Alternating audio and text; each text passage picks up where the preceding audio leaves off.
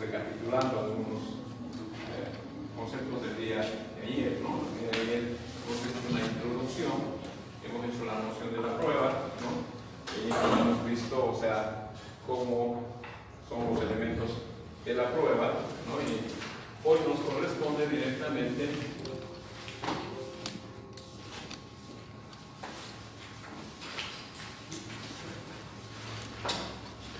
siempre dentro de este contenido analítico. Vamos a ver hoy muy rápidamente en esta primera parte lo que es la prueba documental en el proceso penal y los medios de prueba en particular. Vamos a referir muy rápidamente la prueba pericial, la testimonial, la confesión, que es muy discutida, la inspección judicial, y luego vamos a ver los documentos. Ese es en realidad el tema de nuestro módulo, entonces vamos a revisar, pero no podemos soslayar inclusive los primeros menos los otros medios probatorios que se tienen que introducir dentro del proceso penal.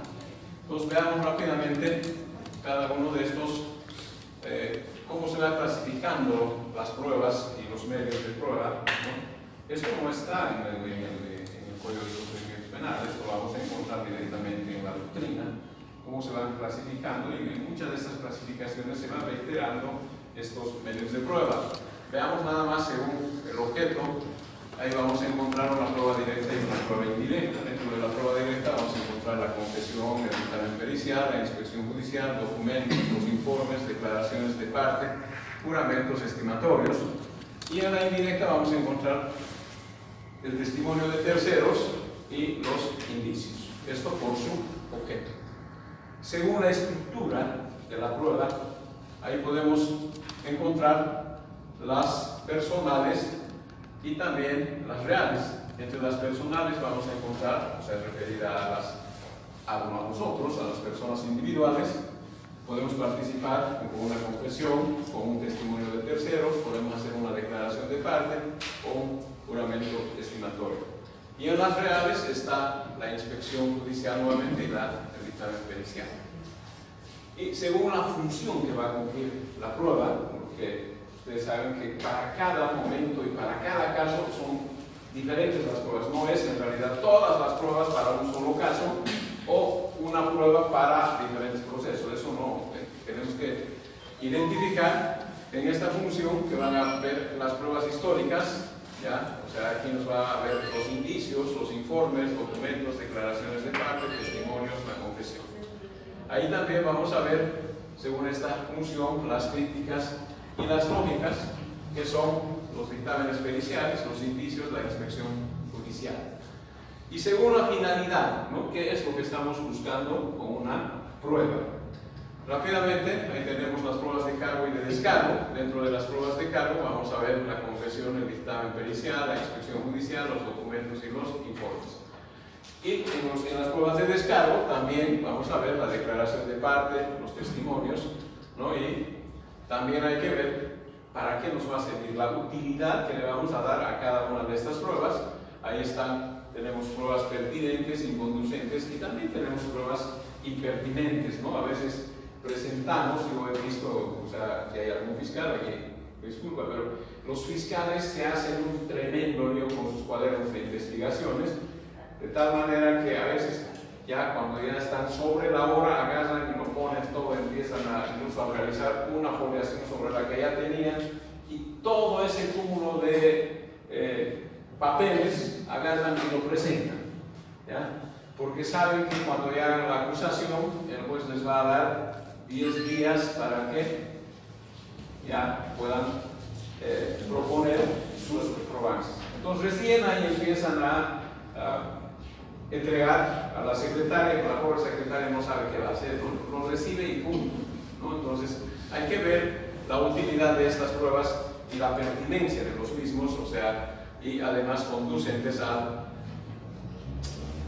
al caso que estamos juzgando, ¿no? Entonces se definen de acuerdo a esta situación o caso que esté tratando, pero desde un aspecto general se puede decir que las pruebas son pertinentes y conducentes, puesto que dependiendo del caso conllevan a elaborar la verdad de los hechos, ¿no? Entonces hay que ver la pertinencia, que es importantísimo, o sea, no es cuestión de presentar por ahí 30, 40 testigos, ¿no? Y es suficiente dos que me puedan acreditar, o sea, los hechos acaecidos. No es necesario que haya 20 que van a repetir lo mismo, ¿no? Entonces ahí se juega también un papel importante el juzgador para determinar. Y en las inconcluyentes están las pruebas, no pueden ser llamadas para respaldar los hechos, ya que no cuentan con congruencia o relación con estos, serán inconcluyentes. Y tenemos, según el resultado que vamos a obtener, rápidamente tenemos las pruebas plenas. Bueno, esto era la terminología que se utilizaba en el anterior Código de Procedimiento Penal. Recuerden ustedes, prueba plena, ¿no? La prueba plena se fe para determinar la condena de un imputado. Y tenemos también, según su resultado, veraces o imperfectas, la declaración de parte, la confesión, testimonio de terceros y juramento. En realidad todo esto está dentro de la doctrina penal que podemos identificar. Y seguimos en esta clasificación. Rápidamente tenemos ya según la forma, las escritas y las orales. Las escritas van a ser los documentos, los informes, telegramas, cartas y una serie de transcripciones. Y las orales que están la confesión, la declaración de parte, el juramento, el testimonio de terceros, ¿no? Pero podemos encontrar también por su forma, o sea, pruebas que sean de tipo mixta entre las calles, entre las que podemos encontrar el dictamen pericial, la inspección judicial y los indicios, ¿no? Fíjense nada más, según dictamen pericial, esto es mixto. De nada nos sirve presentar un documento si no va a avalar en su momento, ya durante la etapa del juicio oral, el perito que ha realizado, ¿no? Si no va a quedar en realidad un poco en la estratosfera, o sea, porque no ha habido el autor de esa pericia que vaya y ratifique, incluso pueda mejorar todavía el entendimiento de los juzgadores. Según los sujetos, ahí tenemos, o sea, de parte, la declaración de parte, la confesión que se tomaba muy en cuenta, el juramento, el testimonio de terceros, el dictamen pericial, documentos y informes. Y de oficio, todos los medios de prueba que pueda presentar el Ministerio Público. Según la licitud, esto es importante, lo vamos a ver también más adelante en un ejercicio que vamos a realizar. Hay que ver las lícitas a qué se refieren. Las pruebas son en realidad todos los medios de prueba que han sido obtenidos cumpliendo, o sea, las formalidades y las legalidades correspondientes. En cambio, las pruebas ilícitas son aquellas que se han obtenido, o sea, vulnerando los derechos y las garantías de las personas. Según la oportunidad, lo que hay que ver en qué momento, ¿no?, vamos a presentar estas pruebas. Pues recuerden ustedes que en la etapa preparatoria, cuando tendríamos que seguir o pedir medidas preparatorias para la detención preventiva, o sea, incluso la carga de la prueba correspondía al Ministerio Público, al acusador. Pero hoy por hoy, o sea, se ha hecho una mala práctica, ¿no?, en todo el país, que se convierten en mini juicios donde el imputado es quien debe desvirtuar, digamos, todas las afirmaciones que hagan tanto el Ministerio Público como el acusador particular, ¿no? O sea, y por eso es que las audiencias se prolongan durante horas y horas y horas y horas, ¿no?, cuando esto no debería durar entre 15 y 20 minutos. Sin embargo, o sea, en esta oportunidad veamos, o sea, en el proceso, todos los medios de prueba, en los extraprocesos, la declaración de parte, documentos, testimonios de tercero, inspección judicial, dictámenes periciales.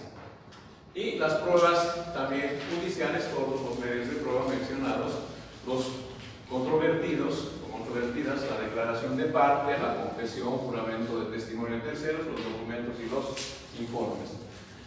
Según la contradicción, ya esto en la etapa del juicio oral, tenemos que ver, o sea, las pruebas sumarias, aquellas que aún no han sido controvertidas, dado el desconocimiento de la parte contra la cual se presenta, ¿no? Esto generalmente es en la etapa preparatoria. Y ya las controvertidas, ya todos los medios de prueba en el acto de ser presentados como herramienta para probar un hecho y llevar a la certeza al juzgador. Los hechos del recorrido, veamos rápidamente cuáles son los medios de prueba que nosotros utilizamos en particular, ¿no? Y estos medios de prueba, o sea, se refieren, ojo, a probar, como ayer decíamos, los hechos, no el derecho. El derecho nos va a otorgar el juzgador de acuerdo al tipo penal que se está juzgando. Entonces, veamos la declaración del imputado. En la declaración del imputado podemos revisar esta normativa que está en el artículo 95, 2 y el 206. Si alguien me puede ayudar con esta lectura, le voy a agradecer. ¿Tiene usted por ahí el Código de Procedimiento Penal? Este artículo 95, inciso 2 y el artículo 206 respecto a la declaración del imputado. Lo que antes habíamos mencionado varias veces en esa clasificación como confesión. Antes la confesión en realidad era una prueba contraria al imputado. Hoy por hoy, o sea, la declaración del imputado más bien constituye una prueba a su favor, no en contra de él. Nadie puede declarar, que es un principio constitucional, en contra de sí mismo. Veamos rápidamente el artículo 95, inciso 2, por favor. Si ha sido perseguido penalmente y en su caso, ¿por qué causa? ¿Ante qué tribunal? ¿Qué sentencia recayó? Y si ella fue cumplida. Ese es el artículo 95, 95, 2 del Código de Procedimiento Penal. Sí. Por favor, por volver a leer. Me ha dejado medio. Artículo 95, desarrollo de la declaración. ¿Ah? Por ejemplo, el 206 se refiere al examen médico y... A ver, por eso es lo que estoy queriendo. Estoy tratando de, o sea, porque hay aquí una mala cita, estoy viendo. Sí. No sabes, una mala cita. El artículo 95, inciso 2, artículo, el desarrollo de la declaración. A ver, esa. Ya. Número 2, si ha sido perseguido penalmente y en su caso, ¿por qué causa? ¿Ante qué tribunal? ¿Qué sentencia recayó? Y si ella fue cumplida. Ya. Casi no corresponde, ¿verdad? Está fuera de contexto. Hoy por hoy la declaración del imputado más bien es un instrumento de defensa a su favor. El 206, Sí. el examen médico se refiere. A ver, veamos rápidamente. Examen médico, ¿no? Ya. Dice, el fiscal ordenará la realización de los exámenes médicos del imputado o de la víctima, cuando esto sea necesario para la investigación del hecho denunciado, los que llevarán a cabo preservando la salud y el pudor del examen. Eso sería más bien casi una prueba pericial, no una declaración del imputado. Está fuera de contexto. Vamos a 94 sería advertencias preliminares, 95, 97, el 92 también. A ver, veamos el 92. Dice, el imputado declarar solo en presencia del fiscal y del imputado. 92, esa es Sí. en realidad la cita que deberíamos haber hecho, ¿no? Es el 92. A ver, veamos. Esta dice, antes de iniciar la declaración se comunicará al imputado el hecho que se le atribuye con todas las circunstancias del tiempo, lugar y forma de su comisión, incluyendo aquellas que sean de importancia para la calificación jurídica, un resumen del contenido de los elementos de prueba existentes y las disposiciones penales que se podrían aplicar. Vamos a Doctor, tenemos el artículo 346 para el imputado, el 6 y el 346. A ver, veamos. Pero ese es un juicio. Ese es en el juicio. Juicio. Aquí estamos intentando preparatoria todavía a la investigación. Lo vamos a. También es importante, doctor, la segunda, bueno, yo siempre hago hincapié en esto, en la cual la policía solo, dice, podrá interrogar al imputado con la presencia del fiscal y su abogado defensor, excepto, dice, para constatar su identidad. Acá en Santa Cruz, no sé si a usted le tocó vivir esa escena en la cual yo siempre he cuestionado a los fiscales, en la cual la víctima está presente ahí. Entonces, él dice, pero él es la víctima, tiene que estar. Pero no olvidemos que la declaración del imputado es de manera libre, voluntaria y consentida, donde no tiene que haber ningún tipo de presión físicamente o psicológica. Entonces, uno se pregunta, al estar frente a la víctima, de alguna manera ya hay una presión psicológica, a mi humilde entender, ¿no? Ahora, no sé si usted está de acuerdo con ello o no. Hay cosas que a mí me pasaban en el ejercicio de la profesión. Ya en Potosí había un caso muy sonado. Llego y lo encuentro bueno, que todavía no era mi cliente en ese momento, ¿no? O sea, al sindicado. O sea, antes de hacer la entrevista ni nada, o sea, la policía le pasó un papel, ya, un papel, y polígrafo para que él, o sea, Narre todo. narre todo lo que ha hecho, ¿no? Entonces, yo llego y le digo, a ver, un momentito, ¿qué está haciendo usted aquí? Le digo, ¿y usted tiene la obligación de hacer eso? ¿No? Que viene, bueno, el de mayor grado, ¿no? Coronel dice, sí, aquí nosotros hacemos eso. Y nosotros todos los delitos que tenemos que investigar, siempre hacemos eso y pedimos que haya una narración por escrito. Porque eso nos va a facilitar para hacer la entrevista. Le digo, mejor le digo que firme nomás y que se condene el mismo, ¿no? Eso lo digo, era en la etapa inquisitorial, pero ahora no. Dice el precepto libre en su persona. Nadie puede ser obligado a declarar contra sí mismo. Ahora le digo, el señor no va a declarar. Llegó el fiscal, ¿no? Conversaron y inmediatamente, claro, el papel estaba a medias, ¿no? Y yo le dije, señor fiscal, le digo, esto está completamente ilícito, no se puede hacer, ¿no? Y el fiscal, un poco sorprendido, dijo, bueno, esos mecanismos todavía no le digo, no se puede utilizar. La constitución dice. Entonces ahora le digo, aquí está su identificación, su cédula, tome, vale, pasa, toma. Hasta luego.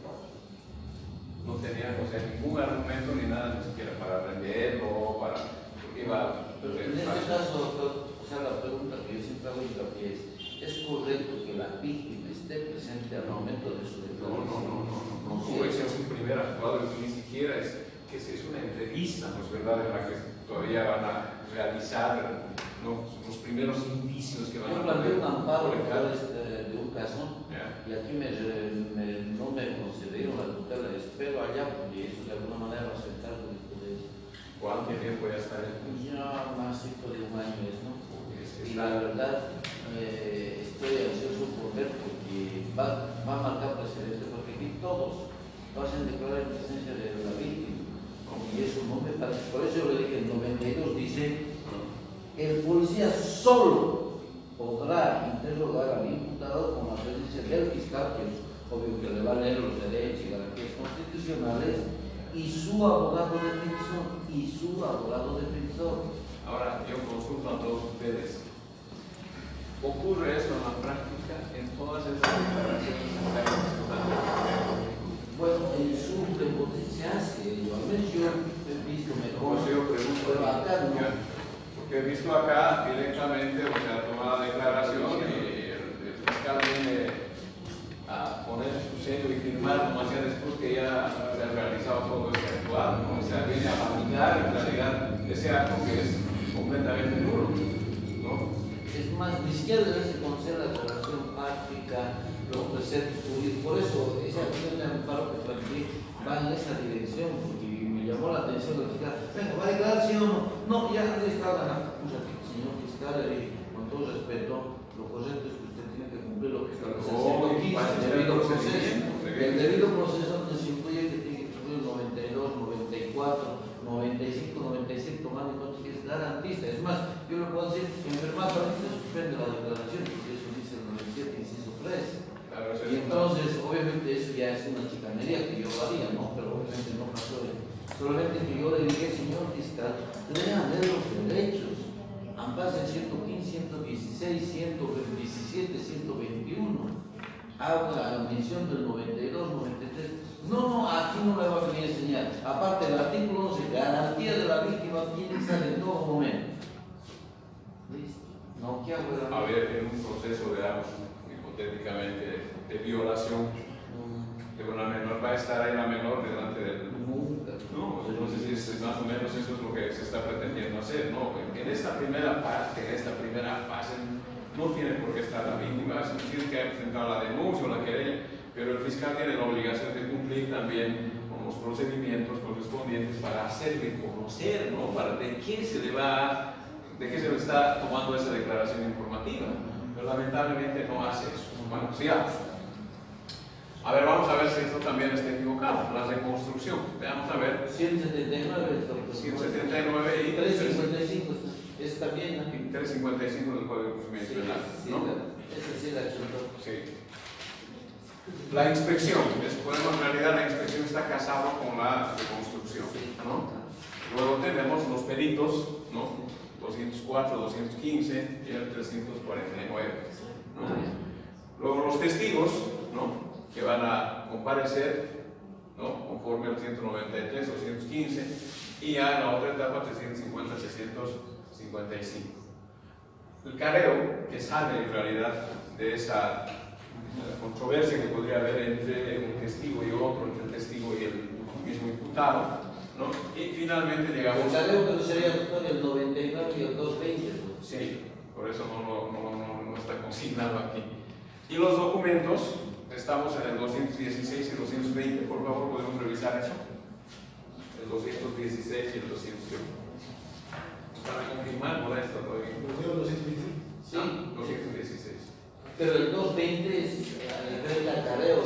Pues vamos a ver eso, vamos a ver. Documento y otro número de prueba. Artículo 216. Documento. Si al iniciar toda prueba documental ilícitamente obtenida, el imputado no podrá ser obligado a reconocer documentos privados que obren en su contra, debiendo el juez del tribunal interrogarle si está dispuesto a aclarar sobre su autenticidad, sin que su negativa le perjudique. En este caso, las partes podrán acreditar la autenticidad por otros medios. Ahora la pregunta es para todos ustedes, ¿qué medios de prueba, digamos, pueden aceptar los juzgadores? ¿Solamente estos?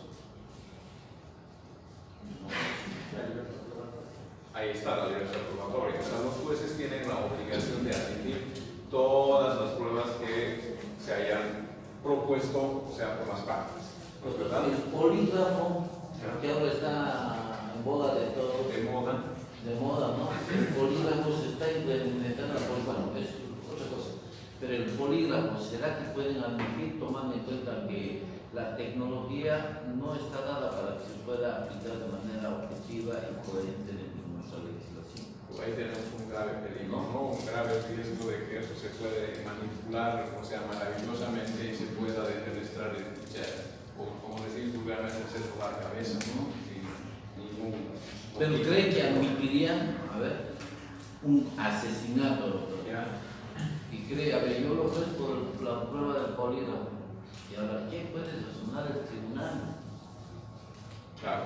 ¿No? Pero hay que ver ahora el sistema en el que nosotros nos encontramos, ¿no? Ojo en el sistema del Common Law, en el sistema americano, o sea, no solamente eso se admite, incluso se admite la presencia de psicólogos y de parapsicólogos, ¿no? O sea, que puedan hacer un informe, o sea, pericial, o sea, de la personalidad del sujeto activo en la comisión de un delito, y ese informe, o sea, es introducido como prueba. Pero en el caso nuestro, o sea, todavía no estamos además nuestro sistema es muy distinto al sistema americano. Entonces, veía y decía la pregunta, otros medios probatorios, o sea, de acuerdo al 171.2, 172, 167, entonces los jueces tienen la obligación de admitir esas pruebas. O sea, no nos pueden, o sea, no tienen ellos, o sea, facultades para rechazar. Pero ya una vez que lleguemos al juicio oral, dentro del juicio oral ya haremos la controversia correspondiente, ¿no? Entonces, esta era la primera parte que quería presentarles, pero ahora sí entramos a lo que es la prueba documental. Vamos a entrar, igual no se preocupen, esto se los voy a pasar, como anoche se ha pasado, a través del WhatsApp, del grupo.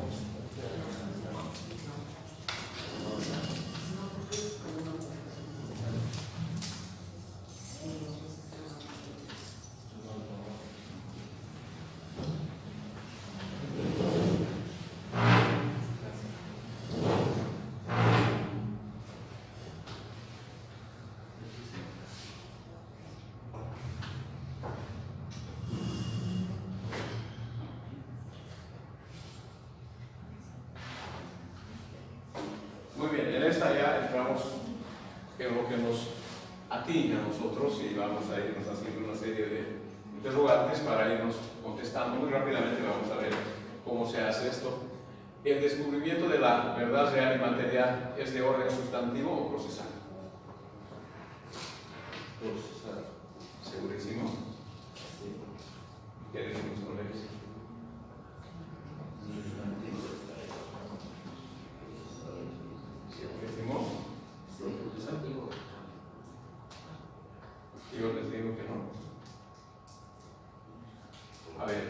comisión de un delito, ¿ya? Hay un tipo penal a lo que se va a subsumir la conducta del sujeto sobre algunos hechos acaecidos. Entonces, cuando buscamos la verdad material o la verdad real, ¿ya? Corresponde al ámbito procesal, al ámbito del derecho penal sustantivo. Ojo, el derecho procesal son nada más los mecanismos que se utilizan en la persecución penal, pero lo que sí nos tenemos que averiguar es en el ámbito del derecho sustantivo. Aquí está el proceso penal, ¿ya? Donde vamos a recibir las pruebas penales, ¿no? Para descubrir la verdad real y material. A eso no hay duda. Pero donde se va a aplicar este descubrimiento es en la aplicación de la ley penal, en el código penal, necesariamente, ¿no? O sea, entonces esa es una de nuestras preguntas. ¿Quién materializa? Porque si no aplicas los procedimientos, ¿cómo vas a llegar a subsumir esa conducta? Entonces, ¿cuál es lo ideal? Estás aplicando este procedimiento para llegar a ello. A ver, la pregunta era, ¿ya?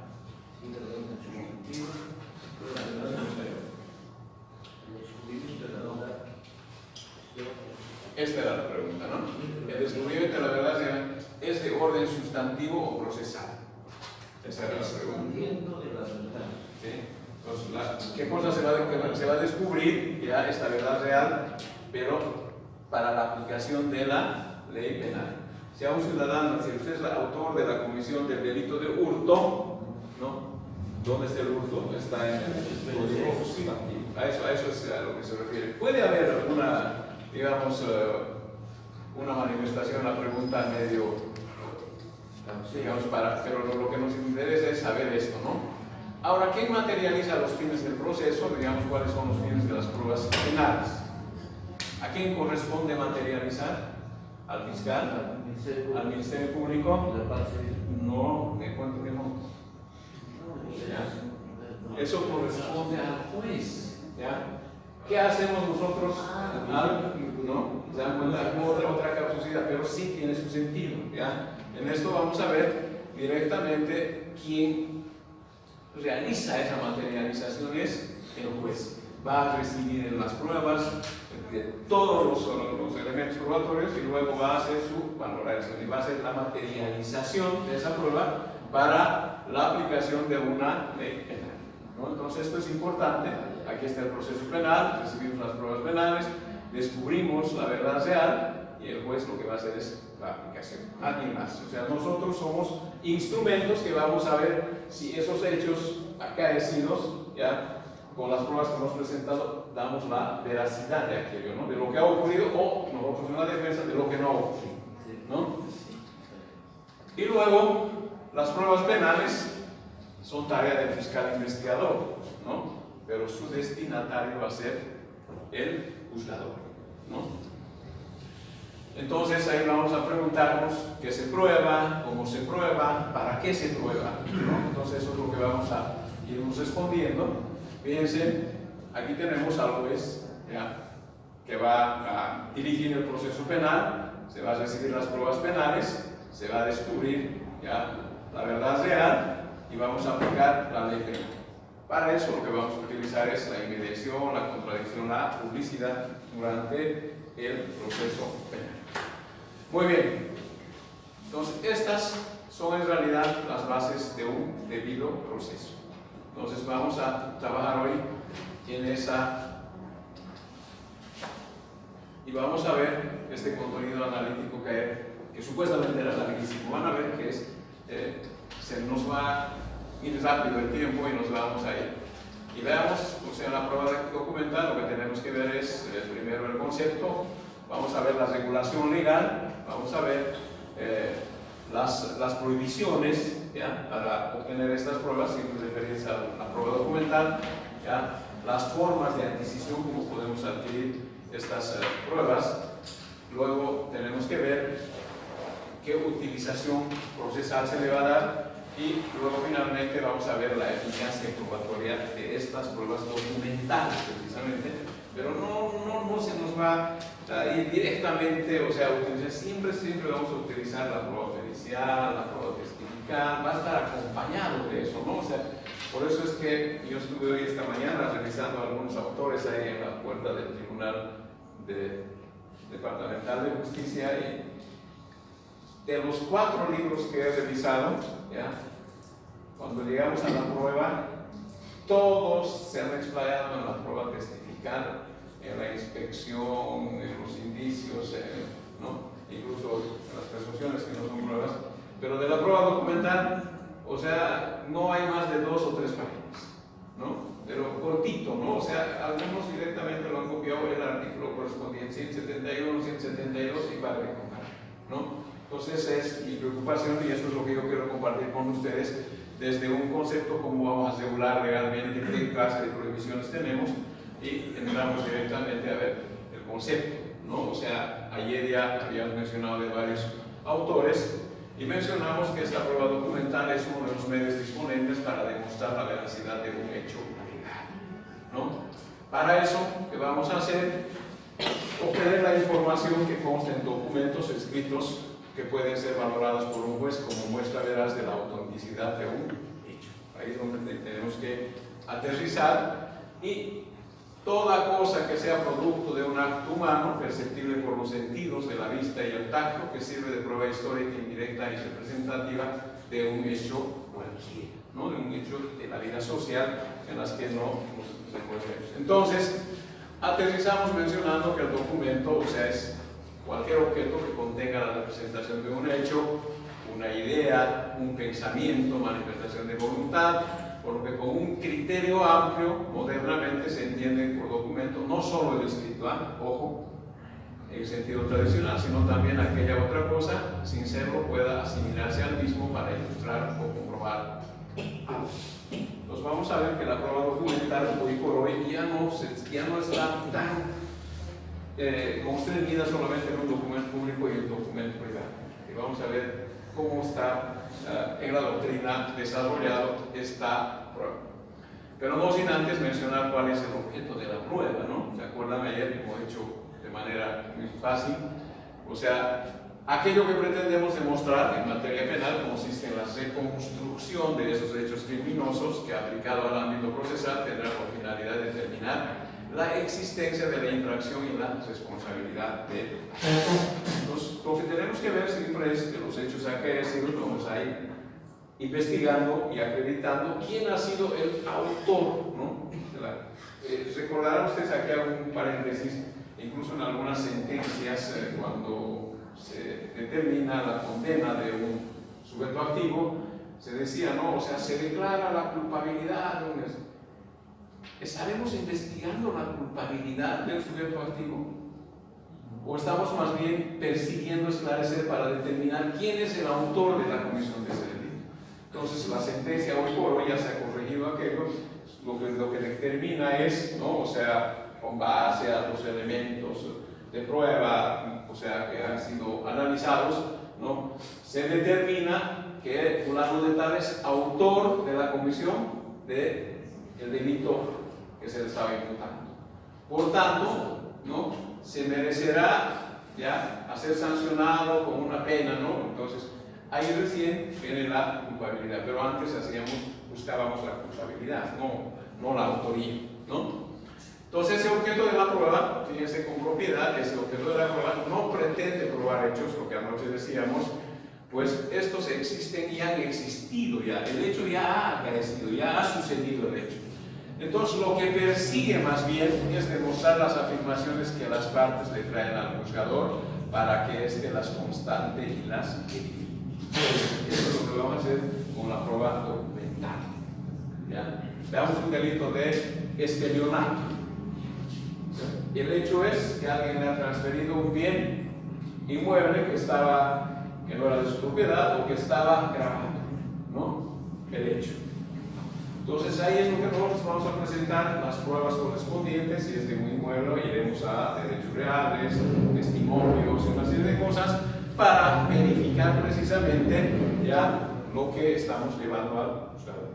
Por la otra parte, la defensa dirá, no, nosotros tenemos acreditado el derecho propietario y se ha transferido con base a este documento, ¿no? A veces, como en Sucre ha ocurrido en la última etapa, recuerden que el juez registrador de derechos reales actualmente está en la cárcel, pero aquí hago un paréntesis también.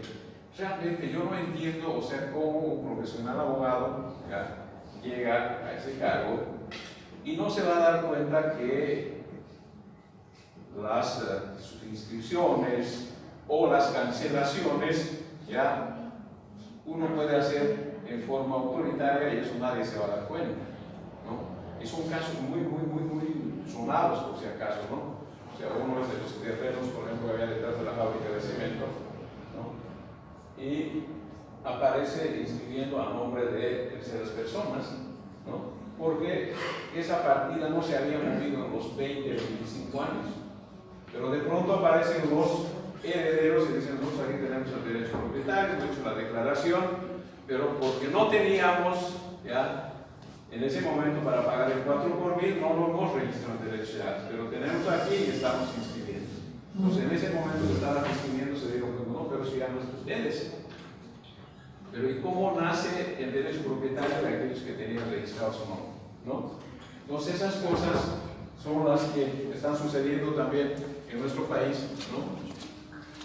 Y seguimos, veamos rápidamente ya qué es lo que se entiende por documento y vamos a ver, estos documentos son variadísimos y otros más que nosotros podemos acoger ahora, ¿no? Fíjense, como documentos podemos identificar los textos manuscritos, mecanografiados o impresos en primer momento.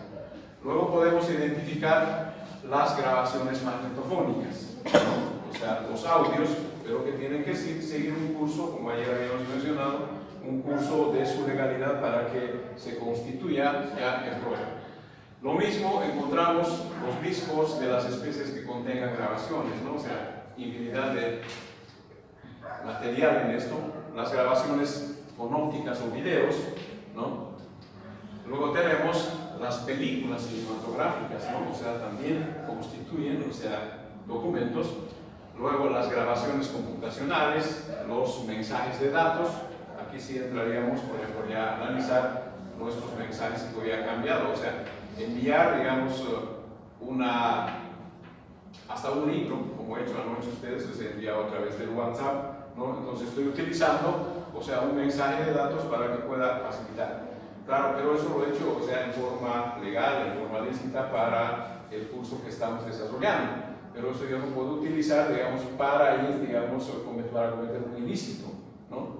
Pero igual, este mecanismo que estamos, lo único que ha cambiado es el mecanismo, ¿no es verdad? ¿No? Por eso cuando hablamos de delitos informáticos, hoy por hoy todavía en nuestro medio, o sea, el 363 bis, o sea, no nos dicen mucho de los delitos informáticos, más bien pareciera que estos delitos se cometen utilizando el mecanismo de la informática, los delitos comunes, ¿no? No sé si conocieron, el otro día había sucedido una tremenda discusión respecto a la pornografía infantil, ¿no? Entonces, trataron de eliminar, o sea, por delitos informáticos, ¿no? En tres colegios de niños. Y fue, en realidad, o sea, la gente estaba alteradísima que debían iniciarles por delitos informáticos. Y justo a mí me hicieron la facultad de Derecho una entrevista y me dicen, ¿es un delito informático? No, no es un delito informático. Han utilizado la informática como mecanismo para cometer ese delito. Lo mismo hubieran hecho sacarle las fotografías a esas niñas de 9 y 12 años, llevarlos en un poste o en la esquina, colocarlos, ¿no es verdad? Entonces, lo único que han hecho es utilizar la vía virtual para, digamos, transportar esas imágenes, o sea, ha sido tremendo, ¿no? Perdón, por ejemplo, en mi círculo acá han desestimado una denuncia contra el registrador de derechos reales por delitos informáticos. Dice, no se subsume su conducta a eso. ¿Qué dicen ustedes? Eso. ¿Ya? Porque él obviamente tiene el patrón, el computador, y él obviamente cancelaba partidas o grababa. ¿No? Entonces acá considero que se puede subsumir la conducta de En todo caso tendría que ser la falsedad material o la falsedad ideológica que ha cometido este ciudadano. Pero utilizando como medio, digamos, como instrumento de la comisión de un delito, o sea, la informática. Entonces, hoy por hoy todavía no tenemos esa falencia. Ojo, esta es una discusión en realidad a nivel latinoamericano. Los únicos que tienen hasta hoy identificados son los españoles, ¿no? Como la estafa grabada también está con cuestión con esto. Claro. La estafa grabada dentro de nuestra legislación No, o sea, es la comisión de un delito utilizando este mecanismo precisamente. Es un delito común que se está realizando. Pero ¿Lo lavado de activo? sí. ¿No? O sea, todavía no podemos decir que es un delito informático, ¿no? Sino más bien se utiliza la informática para realizar eso. Pero ya que estamos tocando el término de informático, hay una nueva tecnología que ya está, se llama la blockchain, se llama los contratos inteligentes. ¿Algo usted tiene ya conocimiento sobre Sí, eso? anoche más o menos habíamos referido respecto a eso, o sea, incluso la firma digital que se está utilizando, ¿no? O sea, yo había pensado que la firma digital era que yo lo ponga mi firma y digitalice para mandarlo. No es eso, ¿no? Sino más bien son códigos que se utilizan ya entre las grandes empresas y los usuarios para que puedan, digamos, el contrato cuándo se va a cumplir. O sea, yo lo oferto a través de, como ahora están haciendo, ¿no? Infinidad de ofertas que tenemos, no solamente de, ¿cómo se llama? Pero a través de moneda virtual, Esa ya es otra cosa, o sea, la criptografía que están utilizando ya ahora, ¿no? O sea, ya lo están aceptando, o sea, en los lugares, pero todavía nosotros no. Creo que en Bolivia también hay algunos que están manejando eso, ¿no? Ya, o sea, la criptomoneda, ¿no? ¿Verdad? Están ya manejando eso, ¿no? Pero tendríamos que tener todas las garantías, porque eso es susceptible. A ver, ¿cómo se mueve esto nosotros de la informática? Se mueve igualito que una tarjeta, que un banco que nosotros utilizamos. ¿Sobre qué estamos nosotros, digamos, asegurando esas transacciones que vamos a realizar con el banco? Todo es sobre la buena fe de las personas, ¿no? Porque sabemos que el banco no nos va a aprovecharse de nuestro dinero, que nos cobrará por la utilización de la tarjeta, tal como hemos firmado en el contrato. Pero nuestras transacciones son de muy buena fe. No sé si a ustedes les han pasado alguna vez que cuando uno va al cajero piden un monto de dinero y resulta que no sale, ¿no? Entonces va a otro banco o a otro cajero, saca y resulta que cuando saca el extracto, o sea, el papelito, y ya disminuye su dinero porque lo han puesto el otro monto que usted ha tratado de sacar, ¿no? A mí me ha pasado 2 veces, he ido al banco, he presentado mi nota, han hecho las investigaciones y después de, creo, 3 días, me llamaron y me dijeron, dice, sí, disculpe, o sea, ha habido un error, no ha salido el dinero, pero le estamos abonando, ¿no? Entonces uno trabaja sobre la buena fe. Entonces la criptomoneda es lo mismo, ¿no? O sea, tenemos que trabajar sobre la buena fe que tenemos todos los seres humanos. Pero eso en tiempos normales y racionales. Lamentablemente hay pues gente inescrupulosa que más bien utiliza estos medios para aprovecharse para fines completamente ya ilícitos. está el tutorial para aprenderlo, pero Sí. es difícil. Es complicadísimo. Es como el facilito de igualito, es un facilito de Yo facilito. me miré como 3 veces. El facilito no tiene nada, ¿no? Yo al final he desestimado hacer y prefiero pagar a otro para que me lo llene, pero ya es complicado. Pero de darse ya va a ser muy interesante. Sí. Muy bien. Entonces, entre estos documentos tenemos también, bueno, lo que ahora esto ya se ha desechado, ¿no? En nuestro medio, el Telex, el Telefax y algunos similares. ¿Cómo hemos ido avanzando, o sea, con las nuevas tecnologías? Yo recuerdo, o sea, que he trabajado todavía con esto, con el Telex, con el Telefax y algunos otros similares, ¿no? Empezamos a trabajar incluso con una procesadora de palabras, no sabíamos ni siquiera de las bondades que tenían, o sea, las nuevas tecnologías, ¿no? Las fotografías, ¿no? También constituyen esta prueba documental, entre las que estamos revisando, las radiografías, ¿no? Pero vamos a ver cómo se utiliza esto, las ecografías, ¿no? Esto será delitos contra la integridad, ¿no? O contra la vida, los electroencefalogramas, ahí tenemos también los electrocardiogramas, que a veces se presentan, ¿no? O sea, cuando hay generalmente homicidios o lesiones y todo eso. Esto está vinculado en realidad con la rama médica, ¿no? La famosa negligencia médica, que hasta hoy todavía no tenemos tipificado, pero en el nuevo que está en ya están sacando, por si acaso, ya nos van a sorprender estos días.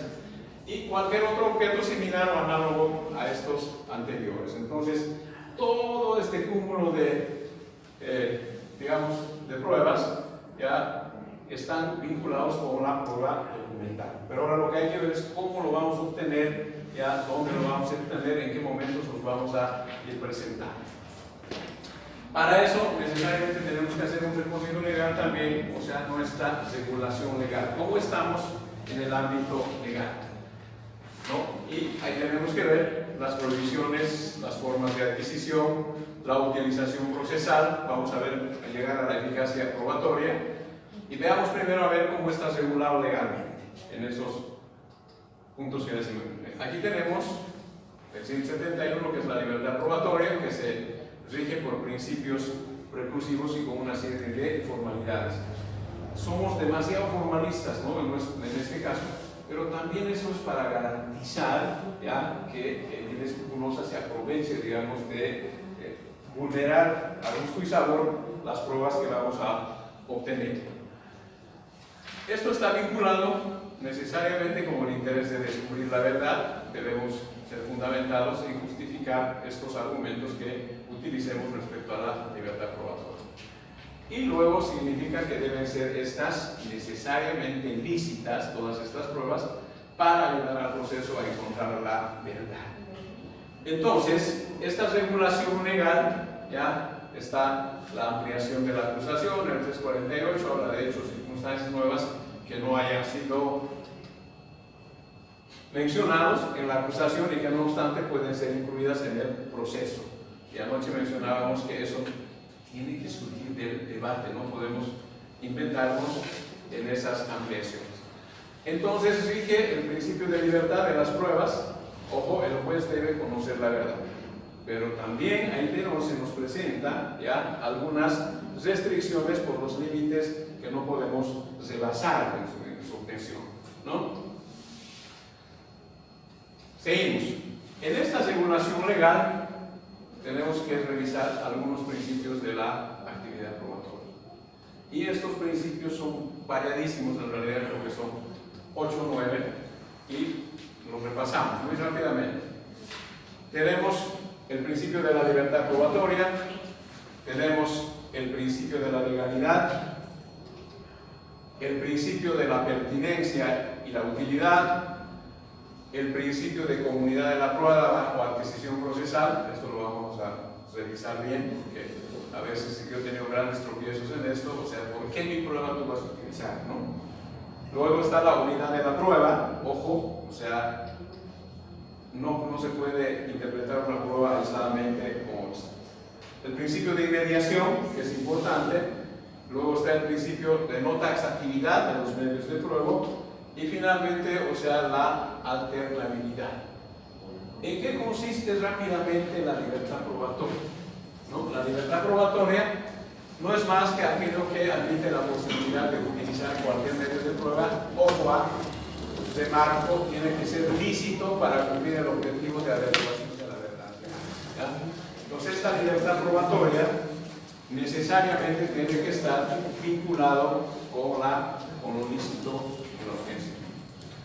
La legalidad, ¿no? ¿Qué nos determina la legalidad? La exclusión de la prueba legal o prohibición de utilizar las pruebas que surgen de actos que vulneren derechos y garantías consagradas en la Constitución Política del Estado, en los convenios y tratados internacionales, en el Código de Procedimiento y en las leyes, ¿no? Entonces, esto es lo importante del principio de la legalidad, que cualquier ilegalidad que se cometa se puede determinar su exclusión inmediatamente por haberse vulnerado los derechos y garantías de las personas. La pertinencia y la utilidad, ¿no? Aquí yo he tenido también algunos tropiezos, porque a veces presentamos cualquier cantidad de pruebas, o sea, sin, como decimos vulgarmente, sin son y hacemos que pretendemos introducir, y en el momento de introducir pero pueden saber en un momentito, señor, ¿tiene alguna pertinencia y alguna utilidad la prueba que está produciendo? ¿No? Y eso también ha ocurrido en la presentación de los testigos, ¿verdad? Los testigos se les informa de que van a realizar, estamos en un proceso de cosas que le consta, que él ha podido percibir, y va a relatar otras cosas, ¿no? Y se pierde el tiempo completamente. Esto de la comunidad de la prueba o adquisición procesal, entonces la prueba aportada por cualquiera de las partes, ojo, beneficia o desfavorece a ambos, ¿no? O sea, la prueba, una vez que se haya... Siga, doctor. Sí, ¿no? Entonces, en estos principios que estamos revisando, o sea, la regulación legal, vemos la comunidad de la prueba o adquisición procesal, ¿ya? Cualquiera de las partes puede beneficiar o desfavorecer a ambos. Pero aquí utilizamos la famosa muletilla, ¿no? O sea, yo presento una prueba testifical de personas que van a venir, pero de pronto me doy cuenta que esos van a más bien beneficiar a la otra parte, y digo, no, renuncio a la más prueba, ¿no? Entonces esa es la muletilla que utilizamos. Pero en una prueba documental, eso no lo podemos hacer. La prueba ya está, digamos, introducida dentro del proceso, por tanto, eso tiene que ser para ambas partes. La unidad de la prueba, ¿ya? Los hechos acaecidos pueden ser probados por uno o más medios de prueba, porque la valoración de la prueba se realiza en su conjunto, ¿no? Lo mismo que la interpretación de las normas, como anoche habíamos referido, utilizando, digamos, un método de interpretación que vamos a hacer, el método sistémico, sistemático. No podemos interpretar una norma aisladamente, o sea, de la Constitución, del procedimiento del Código Penal. Entonces tenemos que hacer esa interpretación de la ley de notariado que anoche habíamos revisado un par de artículos, ¿no? Lo mismo entonces en la prueba, en este principio de actividad, tenemos que ver esos hechos acaecidos pueden ser probados por uno o más medios de prueba, porque la valoración de la prueba el juzgador lo va a realizar en su conjunto. No puede dejar de mencionar ni de fundamentar y dejar una prueba, ¿ya? Muchas veces he visto, no sé si aquí pasa, por ejemplo, en Sucre, lo que hacen es mencionar la prueba, ¿no? La prueba PD1, PD2, PD3, pero en ninguna parte, o sea, han realizado el desarrollo que contienen ese PD1, que contiene si favorece o no favorece a las partes, ¿no? O sea, aparte de mencionar, no sé si lo hacen aquí. Luego también tenemos la inmediación, el principio de inmediación. El juez o tribunal debe tomar conocimiento personal y directo de la producción de la prueba, ¿no? Entonces esa es la característica del juicio oral. Y la no taxatividad de los medios de prueba está referida a la libertad de utilización de medios de prueba no codificados, ¿ya? De manera que la búsqueda de la verdad queda abierta a las innovaciones y la evolución general de las técnicas investigativas. Esto se refiere a que esta libertad que tenemos, ¿ya? Está vinculado con esto, que necesariamente debe ser sin vulnerar los derechos y las garantías. Entonces a eso está referido. Y finalmente al principio de alternabilidad, ya anoche también mencionamos respecto al momento que se va a introducir las pruebas. Generalmente decimos que es el Ministerio Público el que debe hacer el desfile de sus pruebas, y luego el querellante y finalmente la defensa. Pero esto no sucede a veces, ¿no? O sea, por las circunstancias que vamos a seguramente ejemplificar. Adelante, doctor. La norma dice, claro, no dice primero el Ministerio Público. Sí. Agota su prueba, posteriormente la parte civil. Agota su prueba, viene la parte acusada. Esa tendría que ser la Pero norma. acá, por ejemplo, en un caso que tú ves, se ha pedido la nulidad del proceso como abogado de la parte acusada, en el sentido de que primero se ha hecho producir la prueba testificada, ¿ya? Y posteriormente dice, ahora la parte civil, posteriormente la parte acusada, pero y la prueba literal, no, estamos haciendo ese orden. Entonces, pero la norma dice claramente tiene que agotar absolutamente todos los pruebas, salvo que pueda haber una reconstrucción y juicio, que eso entonces se puede reservar para el último actual y previo acuerdo, obviamente, ¿no? Pero en este caso, doctor, pregunto, ¿Es correcto ello? Para mí ya estaría contaminado. En el sentido de que primero tiene que agotar todas las pruebas ministerios público y civil y posteriormente recién empezar la parte de Hay cosas que generalmente prebasan, ¿no? O sea, la determinación de las disposiciones legales. Como menciono aquí, esta prueba debe ser presentada de esa forma. El Ministerio Público al que delante la defensa. Esa es la forma. Pero hay circunstancias y momentos en los que a veces se prolongan estos, o sea, por ser a veces muy taxativos. No, así tiene que ser, ¿no? Pero de pronto por ahí un testigo que se lo inventaron, ¿ya? Para la defensa y que se va a marchar, ¿no? Que tiene un pasaje ahí dispuesto para irse al exterior y nunca más lo volvemos, ¿no? Entonces, ahí en el debate se puede pedir. Entonces, si no hay objeción de la otra parte, ojo, ya, si no hay objeción de la otra parte, ya hay un asentimiento, dice, muy bien, que pase y recibe. Ese extremo, ojo, para evitar las nulidades, para evitar otros procesos posteriores, entonces hay que pedirle al tribunal, señor presidente, que conste ya que la recepción de esta prueba está siendo con el asentimiento de la otra parte. ¿Listo? Entonces, eso ya nos da la posibilidad de que se vaya adelante y no que no. Pero si no hemos hecho eso, ¿ya? Y dejamos a veces a la arbitrariedad, a veces del juzgador, ¿no? Y a veces a la prepotencia del Ministerio Público, sí, adelante. Entonces, eso nos puede llevar a que en lo posterior, o sea, pedimos, o sea, la nulidad, porque se han vulnerado los derechos y las garantías de la defensa. Por tanto, procede eso, ¿no? Inclusive, o sea, puede hacer inclusive, o sea, ¿cómo se llama? Retrotraer el envío, ¿no? O sea, ¿no? Por nada más, por no haber consultado, o sea, por no haber puesto de acuerdo, ¿no? Pues ahora, otra cosa es, también puede suceder la hipótesis de que el otro dice, no, yo también tengo testigos y tengo que hacer declarar y que en su momento declare, ¿no? Entonces ahí ya se hace la controversia. Pero no puede ser. Claro, el juez, el tribunal, si a ver, vengan ustedes los abogados, a ver, estas son las circunstancias en las que estamos haciendo, es importante para todos nosotros, para esclarecer la verdad, entonces, bueno, pónganse un poquito más tolerantes y flexibles, de acuerdo, ¿no? Pero si no hay esos extremos, cometemos, o sea, estamos viciando de nulidad esos actuados, ¿sí? Entonces, revisado cómo están estos principios de la actividad procesal, o sea, en la regulación legal, nada más fíjense, tenemos la libertad probatoria, la legalidad, la pertinencia, la comunidad de la prueba y adquisición procesal, la unidad de la prueba, que es importante, la inmediación, que necesariamente tienen que estar el tribunal en su integridad, la no taxatividad de los medios de prueba y la alternabilidad. Hay un asunto en su red, un muchacho, un alumno mío, que este principio fue el que observó, ¿no? Resulta que los tres miembros del tribunal, ya, el presidente y los dos jueces tienen que estar presentes, ¿no? Un momento de esos, o sea, seguramente una llamada, fue una llama, se salió, ¿no? Y luego vuelve ya y se sale el otro también, y en algún momento le dejan solamente al presidente, ¿ya?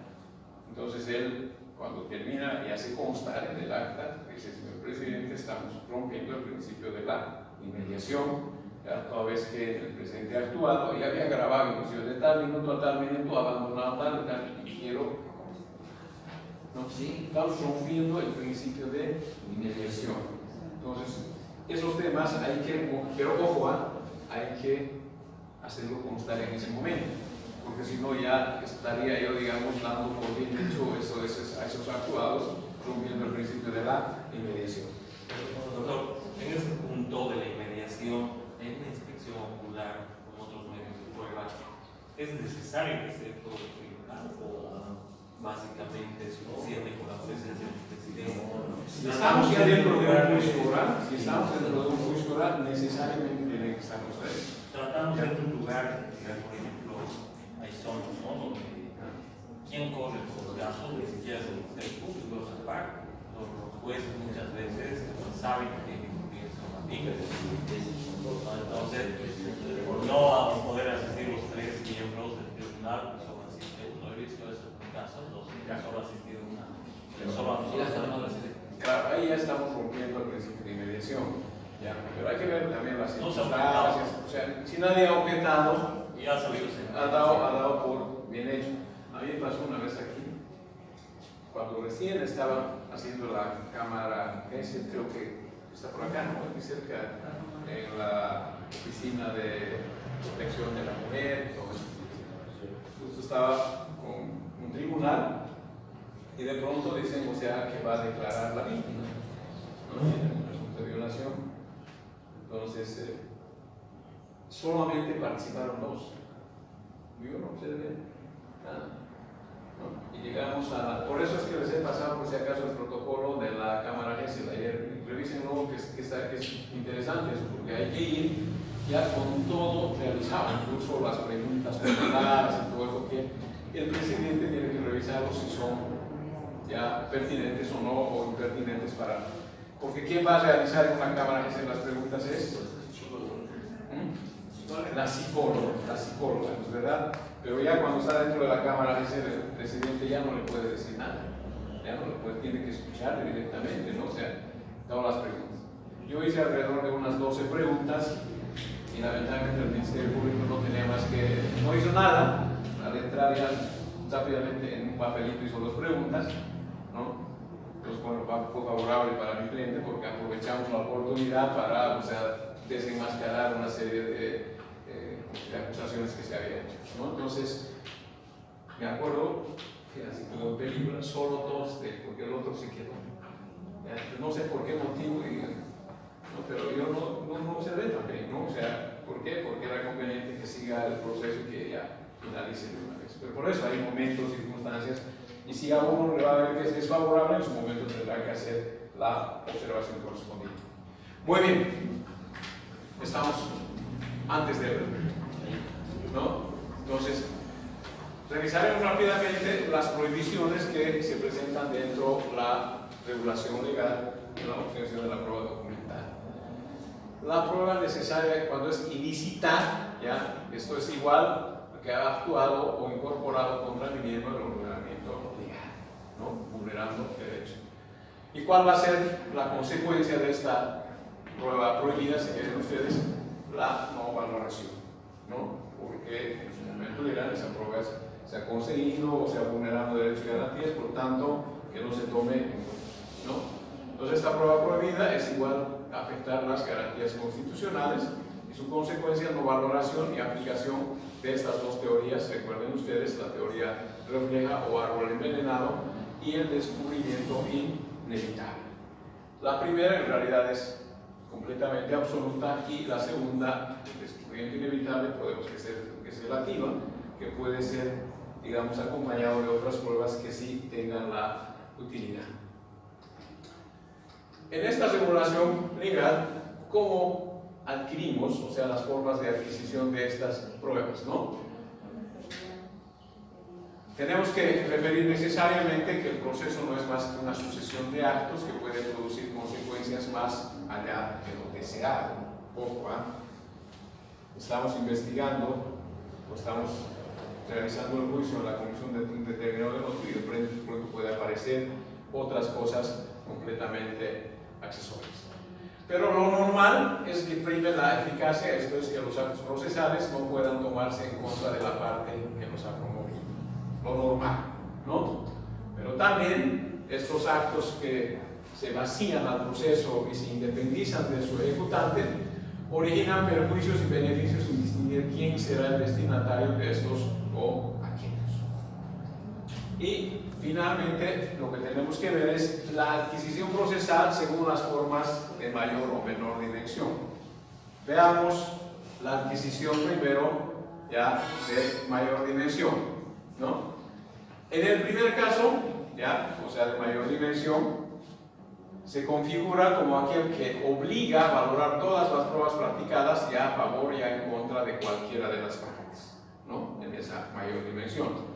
Pero en la menor dimensión, en el segundo caso, ya consiste en entender que toda la prueba que ha sido simplemente propuesta, ojo, aún sin haber sido practicada, pasa a formar parte ya del proceso, por lo que deja de pertenecer a la esfera dispositiva de las partes y se convierte en un elemento más del proceso.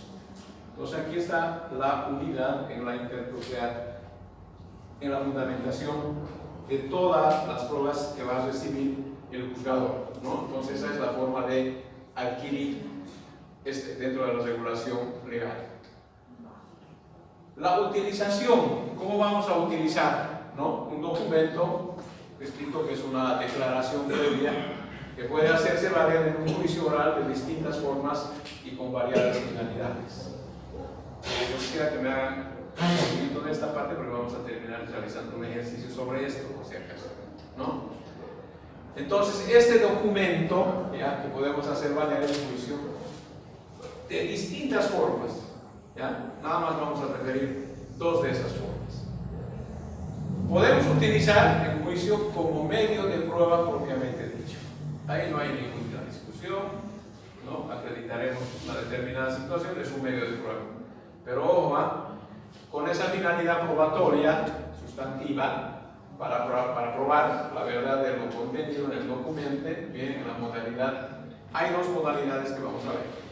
Una de esas modalidades es la prueba directa y la otra es la prueba referencial o resultante admisible, ¿no? Que se puede admitir por el juez, ¿ya? Pero no va a ser como prueba documental, sino puede ser para reforzar alguna situación y vamos a ver tres situaciones.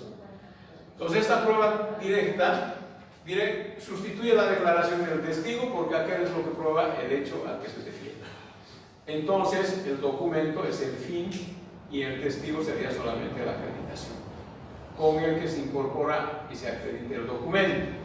Es el medio. Esto ocurre, por ejemplo, en los casos de las pruebas periciales, ¿no es verdad? Una prueba pericial ya está ofertada, propuesta como tal. Pero ¿qué tiene que hacer? Tiene que ir el profesional que ha realizado la situación. Entonces va a ratificar y nos va a reconocer, o sea, una serie de preguntas y contrapreguntas para que ese instrumento, esa pericia, se constituya en un medio de prueba, ¿no? Ese es nuestro ejemplo. Nótese cómo no es el testigo, o sea, no es el perito, o sea, quien prueba la verdad del hecho al que se refiere el documento, sino más bien con el perito, se introduce el documento, que es la prueba en sí de su contenido, ¿no? Entonces eso es lo que se va a hacer en la prueba directa. Pero ¿qué pasa en la prueba referencial si esta resulta ser admisible, ¿no? Y aquí hay casos maravillosos, o sea, en la literatura colombiana podemos revisar, ¿ya? Ojo, no todo documento que se use en juicio tiene vocación de convertirse en prueba en el juicio oral, ¿ya? O sea, no todos los documentos. Los documentos escritos y declaraciones previas también se pueden hacer valer en el juicio oral, pero ojo, con distintas finalidades, ¿no? A la ya expresada, como son los siguientes casos. Estos tres casos son importantes. Puedo utilizar un determinado documento para refrescar la memoria del testigo, ¿ya? Pero ahí estará la habilidad aquí del abogado para utilizar ese determinado documento para hacer el perito, ¿no? Para impugnar la credibilidad del testigo. Puedo utilizar un documento de, bueno, usted tiene, o sea, no sé si aquí ha pasado, había que sufrir, a ver si esto es medio en serio y en broma, ¿no? Un testigo va y declara, bueno, termina, va a otro proceso y el mismo testigo aparece en ese juicio, ¿no? Ya medio sospechoso el tribunal, ¿no? ¿Qué pasa con este ciudadano? Pero en todos los lugares todo ve, ¿no? Va y en un tercer juicio aparece, ¿no? Y bueno, el presidente del tribunal le dice, bueno, oiga, usted ya es un testigo profesional, les dice, ¿no? Y el sinvergüenza se para, le dice, sí, señor presidente, lo único que me falta es el título. Y eran, o sea, casos de varios abogados que trabajan así en forma conjunta, pero él era el testigo para todo, ¿ya? Y peor en procesos penales. Puedo ver uno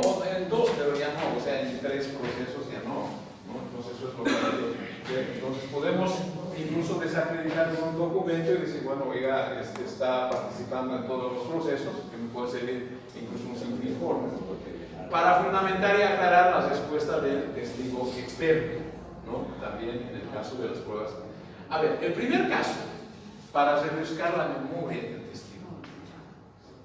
Hay un caso en el que en un accidente de tránsito va un testigo y el testigo va a mencionar con lujo de detalles todo lo que ha ocurrido, ¿no? Entonces, muy bien, favorablemente para el acusador, ¿no? Y bueno, salta el abogado defensor y le dice qué marca era el vehículo, qué color tenía. Entonces él dice era un vehículo de color rojo con una mancha blanca, marca Isuzu y una serie de cosas, ¿no? Claro, el abogado no contento con aquello, claro, para desvirtuar todo lo que había aseverado, dice, ¿y usted sabe el número de placa del vehículo motorizado? Entonces, o sea, claro, el otro dice, recuerdo, pero en este momento no puedo decir con precisión qué número era esa placa, ¿no?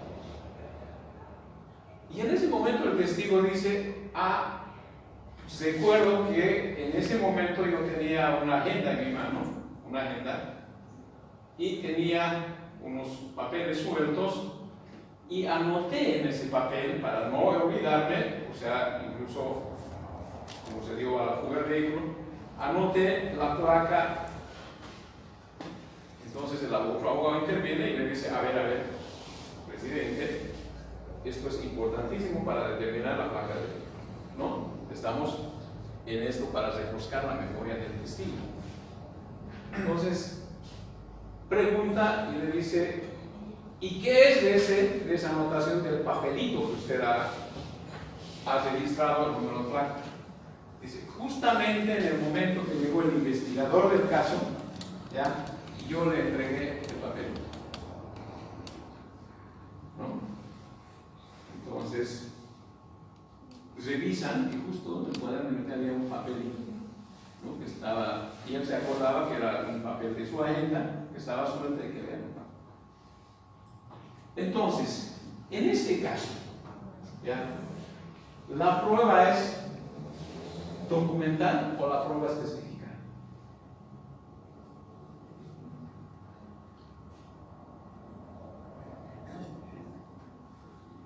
Sigue siendo prueba testificar. Lo único que estamos utilizando ese documento es para refrescar la memoria del testigo, ¿no? Entonces, en este caso igual vamos a ver cómo impugnamos la credibilidad de ese testigo. Ya hemos mencionado que podemos incluso puede ser un testigo que esté acostumbrado a participar en diferentes procesos por haber sido informado por los abogados escrupulosos, ¿verdad? Aparte, la norma dice claramente el testigo va a ir a detrás de todo vio y sabe. Claro, no puede llevar documentos, de excepción el perito. Claro. Entonces, pero en este caso ya estaba introducido eso, entonces iba a ver. O sea, y el testigo se acordó, ¿no? Que había registrado. Entonces le exhibieron, hizo el correspondiente al contradictorio, si este es el papel, que era así, ese es el papel, sí, es mi letra, es el, ¿no? Entonces, pero ese documento no es el medio de prueba, sino es para refrescar la memoria del testigo. y estaba ofreciendo esa oferta. Estaba dentro del cuaderno. Estaba dentro del Se ha cuaderno. judicializado paralelamente. Claro, paralelamente, o sea, para refrescar la memoria y se ha dado lectura inclusive al número de la placa. Claro, y después se judicializa Claro, ya. ya, entonces ya puede ser, ¿no? Entonces, pero es para refrescar. Entonces, si nos va a dar tiempo antes del intermedio, vamos a hacer. Doctor, sería mixto, pues ayer. ¿No? Está dando la testificar y paralelamente la documental De mixto. acuerdo, pero ¿para qué ha servido eso? Para refrescar la memoria del testigo. Claro. ¿No? Entonces eso es importante, o sea, ambos hay que hacer equitativamente. Si ya se ha judicializado, además ha ocasionado que se judicialice en ese momento, ¿no? Entonces, directamente. Doctor, tal vez un ejemplo del tema, no sé si están de acuerdo, para reflejar la memoria del testigo. Generalmente los requerimientos acusatorios que hacen fiscales, determinan, digamos, quiénes van a ser los testigos, también adjuntan ese cuaderno que preparan en la entrevista que realizaron en la etapa preliminar. Esa entrevista sirve a la defensa incluso para ver cuál va a ser la teoría del caso del fiscal en caso que el abogado no haya participado en la investigación. Pero ¿qué pasa cuando se está interrogando al testigo? Puede ser que en la entrevista haya manifestado al investigador conocer las placas del vehículo, pero en juicio, a la interrogación directa puede ser que diga no me acuerdo. Entonces se puede utilizar solicitando al tribunal pre-autenticación, preguntándole si prestó su entrevista, si firmó esa entrevista, indicar al tribunal que pueda leer el testigo esa entrevista únicamente con las maneras de poder recordar sin que ese documento ingrese como prueba, porque como usted lo dice en su exposición, no todos los documentos tienen la vocación de convertirse en prueba. Podría ser un ejercicio, digamos, útil para que el testigo pueda recordar a través de su propio entrevista. ¿Qué pasa, digamos, si hay declaraciones de los testigos que han realizado una etapa preparatoria, que se hace con sus firmas y todo? He visto más de 3 casos que han presentado como prueba documental. Entonces, no, o sea, eso está descartado. Pero para lo que sí puede servir es cuando el testigo va, inclusive para no solamente para determinar la veracidad de su declaración, incluso para determinar si el testigo está, digamos, cometiendo el delito de falso testimonio, ¿no? Por ahí ya ha ido con lujo de detalles, o sea, la declaración en el juicio oral. Lo que tiene que hacer es, más bien, o sea, refrendar todo lo que ha dicho, o sea, ¿no? Y si no hay ninguna observación, por supuesto que se va a quedar así. Pero se le puede haber ido, como esto de la placa, ¿no? Puede haber dicho, no recuerdo, ¿no? Pero de pronto ahí aparece que hay un manuscrito que él realizó, ¿no? Entonces, todos estos elementos nos sirven, pero para decir, hay pruebas documentales que sí van a cumplir su objeto, pero hay pruebas documentales que solamente van a ser para reforzar, para buscar, para desacreditar al testigo, para que el perito pueda mejorar o para recordar al testigo. Vamos a hacer un ejercicio, ¿ya? ¿Cuántos estamos aquí? 5, 10, 15, 20, de 4 en 4 podemos hacer. Son preguntitas sencillísimas sobre esto que hemos hecho, ¿ya? Incluso lo vamos a dejar abierto esa parte para que podamos hacer el ejercicio. Y vamos a hacer un par de consignas. Esto me va a servir para mantener los ingredientes, ¿verdad? Para los que recién están incorporando, todos serán 100 por si acaso, ¿ya? Pero esos 100 hay que mantenerlos, ¿sí? Para nuestra calificación.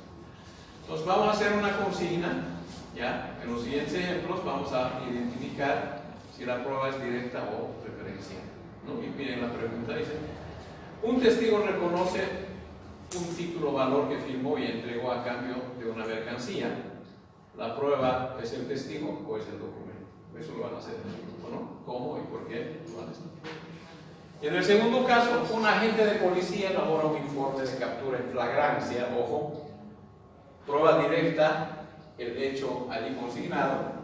Entonces aquí es, la prueba es el documento o es el testigo. ¿Y cómo y por qué? ¿No? Y luego, a esto añadimos un par de preguntas. El señor X.Y. Z ha sido imputado por el delito de falsificación de documentos. Fíjense, el delito de documentos. Durante el interrogatorio, el juez le muestra un cheque con su firma y le pregunta si puede reconocerla y si puede declarar sobre su autenticidad. Opa, esta es una trampa. A pesar de saber y de conocer que el cheque tiene su firma de X.Y. Z, este niega el hecho ante el juez. Entonces aquí la pregunta es: ¿cómo van a proceder los jueces en este caso? ¿No? Y si el secretario no puede leer correctamente las pruebas literales por ser estas ilegibles, porque somos campeones para eso, ¿no? O sea, presentar cosas ilegibles, ¿cómo procede el juez? Y ahora la posibilidad de anular esta prueba, esa es la pregunta, ¿no? Y terminamos con esto, con la eficacia probatoria de estos documentos, que es importante. El uso de documentos y escritos en un juicio oral es bastante limitado y sujeto a estrictas reglas técnicas que deben ser perfectamente dominadas por los intervinientes o el juez.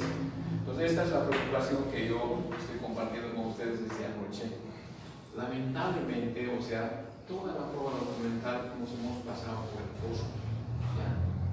Fíjense nomás, o sea, los grandes escritores, los grandes procesalistas, lo que han hecho es desarrollar infinidad de pruebas, la prueba testifical con todas sus preguntas habidas y por haber, y la prueba documental, un párrafo o dos que se acabaron.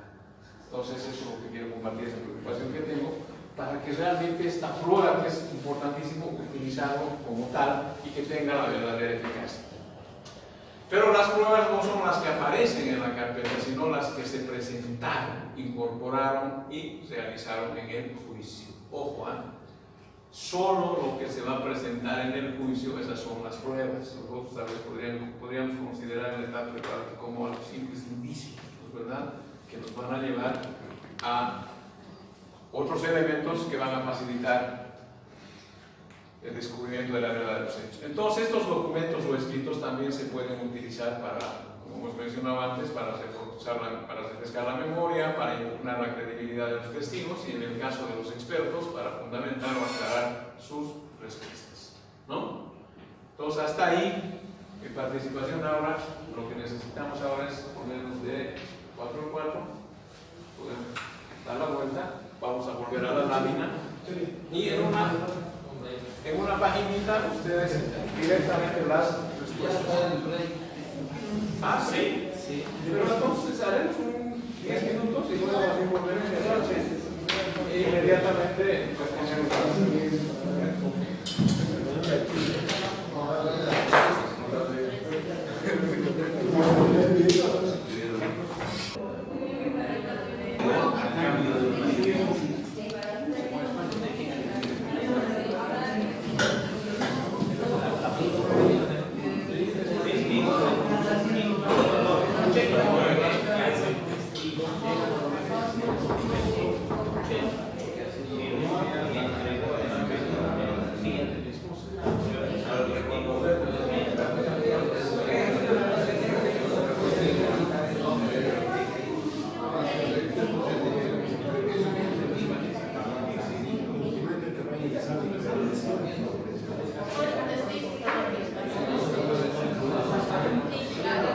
Gracias.